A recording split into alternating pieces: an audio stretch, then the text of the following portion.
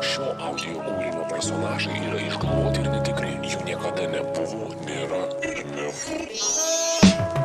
Kūrybos dugną pasiekia, šeimos dalyviais prisiekia, žodžius ant kelio išmėto, visus be žado palieka. Jūs nesistengiat ir rėkėt, kad viskas sunku ir slėgia, šaibos keli nesimėto ir jūs riboja monetos. Bet aš žinau, ką jūs kepat, jūs juk finansų šustreka ir reklamytas jūs dedat, kai tik jums leidžia time-apai, cenzūros blypos ir katai, viską nusako grinekas, bet neužtenka jums batams, jūs norit būto ir prados, turi vienetai kyla ir jūsų mintis nutyla, galvos skaičiai na krūtkės vietoj kokybės produktų, jūs įsižeidė kaip vaikai, nes paliesti jūsų skaičiai, sprendimo niekas neieško, iš šviesios galvos išblėsta. Jie reikia tik ir spjaunas, vos be užsisaga kelias, gal jums užteks to grineko, kad išlaikyti galiaką, jis nebeturi orumo ir kumštai gniaužia suglumės, žmona prispaudė prie pado, net nebemato stajako.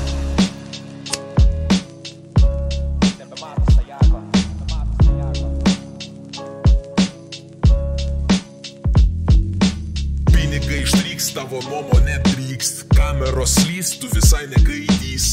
Discordo tekstų rašyti nemoka, bet vadovauja kanalui. Nejuokink, kameros yra, naudotis nemoki, pistumai galvą, tik loti te moki. Kviesti kolegas, aptarti grineką ir žmoną tampytis kaip biznio magnatą. Man tą palaiko, ar tik net laiko, atsimenu žodžius net po ilgo laiko.